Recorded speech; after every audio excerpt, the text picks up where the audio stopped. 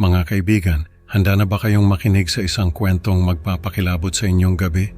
Sa video na ito, ibabahagi ko ang kakaibang karanasan ni Hana sa kanilang bagong tahanan sa Batangas. Mula sa mga kaluskos sa dilim hanggang sa mga alitap-tap na tila may lihim na anyo, ang bawat gabi ay puno ng misteryo at takot. Abangan kung paano haharapin ni Hana ang mga nilalang na nagkukubli sa liwanag ng mga alitap-tap. Isang kwentong siguradong hindi nyo malilimutan.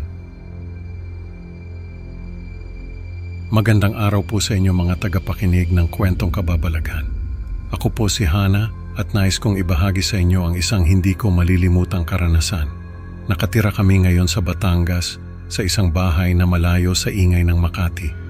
Napadpad kami dito dahil sa bagong trabaho ni Papa. Masaya naman ako nung una, pero habang tumatagal, may mga kakaibang nangyayari na hindi ko maipaliwanag. Dumating kami sa aming bagong tahanan sa Batangas, isang malaking bahay na napapalibutan ng malawak na lupain at mga puno. Ang katahimikan ay nakakabingi, malayo sa ingay ng Makati na aking kinasanayan.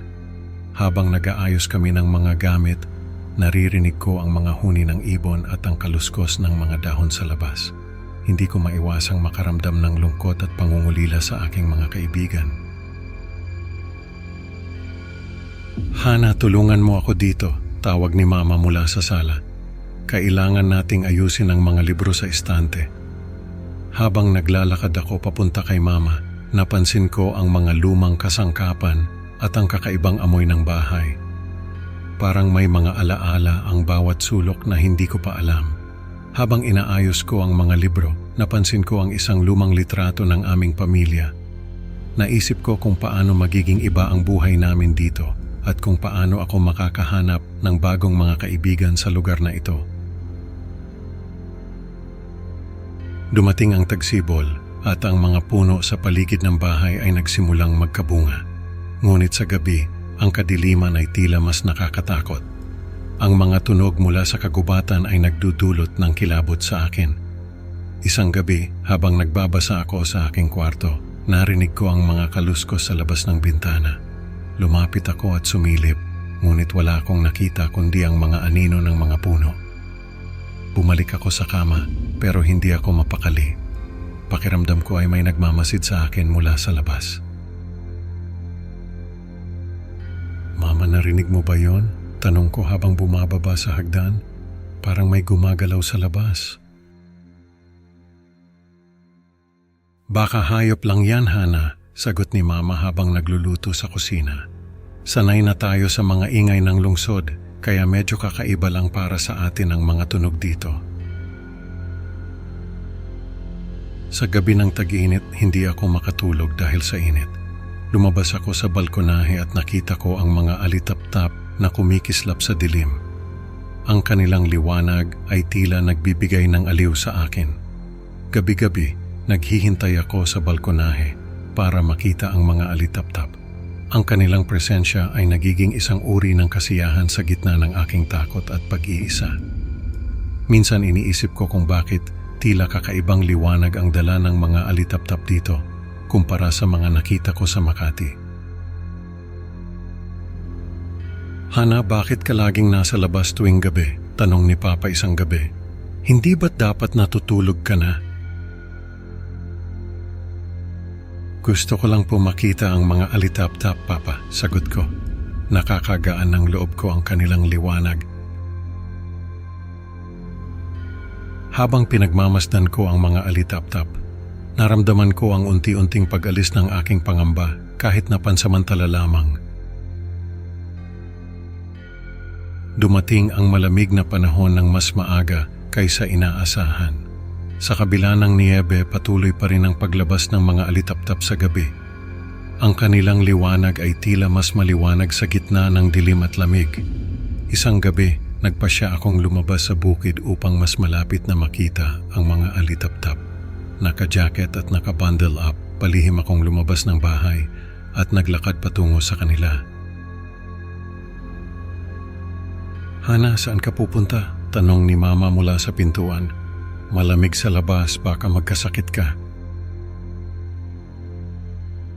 Sandali lang po, Mama.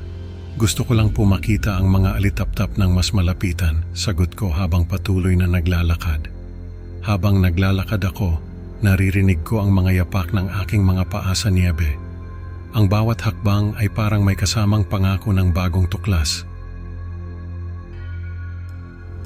Habang naglalakad ako sa bukid, naramdaman ko ang lamig ng hangin. Ngunit ang liwanag ng mga alitap-tap ay nagbibigay ng init sa aking puso. Tila tinatanggap nila ako sa kanilang mundo. Palapit ng palapit ako sa kanila. At napansin ko na tila may kakaiba sa kanilang anyo. Ang kanilang liwanag ay tila nagbabago, nagiging mas malamig at mas nakakatakot. Biglang bumigay ang yelo sa ilalim ng aking mga paa at ako'y nahulog sa isang nagyayelong latian. Ang mga alitap-tap ay nagpakita ng kanilang tunay na anyo, maliliit na nilalang na parang bungo na humila sa akin pababa. Habang ako'y nahuhulog sa nagyayelong latian, naramdaman ko ang malamig na mga kamay ng mga nilalang na humihila sa akin pababa. Ang kanilang mga mata ay kumikislap ng maladilim na liwanag. Tulungan niyo ako, sigaw ko, ngunit ang aking boses ay nawala sa hangin.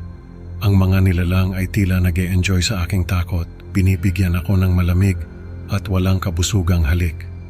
Hana, narinig ko ang tawag ni Papa mula sa malayo. Nasaan ka? Sinubukan kong sumigaw muli, ngunit ang lamig ay nagpatigil sa aking mga labi. Ang mga nilalang ay patuloy na humihila sa akin pababa, hanggang sa naramdaman ko ang aking katawan na nagsisimulang manlamig.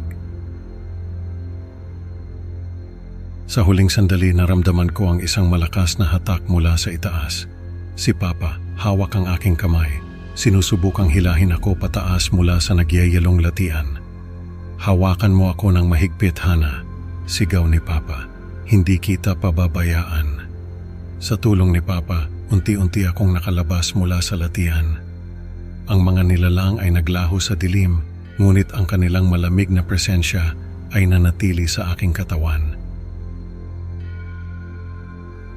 Kinabukasan, natagpuan ako ng mga magulang ko na walang malay at nagdurusa sa hypothermia. Tinala nila ako sa ospital, ngunit kahit na may medikal na paggamot, naramdaman ko ang isang malalim na pagkawala. Hana, kailangan mong magpahinga, sabi ni Mama habang hawak ang aking kamay. Magiging maayos ka rin. Ngunit kahit na bumalik ang aking malay, naramdaman ko ang isang nananatiling lamig sa aking katawan.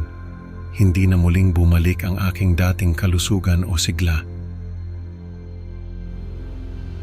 Habang nakaupo ako sa aming sala, iniisip ko ang mga alitap-tap na minsang nagbigay sa akin ng aliw. Ngayon sila'y nagiging simbolo ng aking nawalang init at kasiyahan. Hana, nandito lang kami para sa'yo, sabi ni Papa habang yakap ako. Hindi ka namin pababayaan. Ngunit sa kabila ng pagmamahal ng aking pamilya, ang aking buhay ay naging isang patuloy na pakikibaka laban sa malamig na anino ng nakaraan. Ang aking mga alaala ng mga alitap-tap ay nagiging paalala ng hindi na maibabalik na pagkawala. Mga kaibigan, natutunan natin na hindi lahat ng liwanag ay nagdudulot ng kasiyahan. Minsan ito'y nagtatago ng mga aninong mas nakakatakot pa sa dilim. Maraming salamat sa pakikinig. Huwag kalimutang mag-like at mag-subscribe para sa mas marami pang nakakakilabot na kwento. Excited na akong makita kayo sa susunod na upload. Hanggang sa muli, mag-ingat kayo sa mga liwanag na maaaring magdala ng dilim.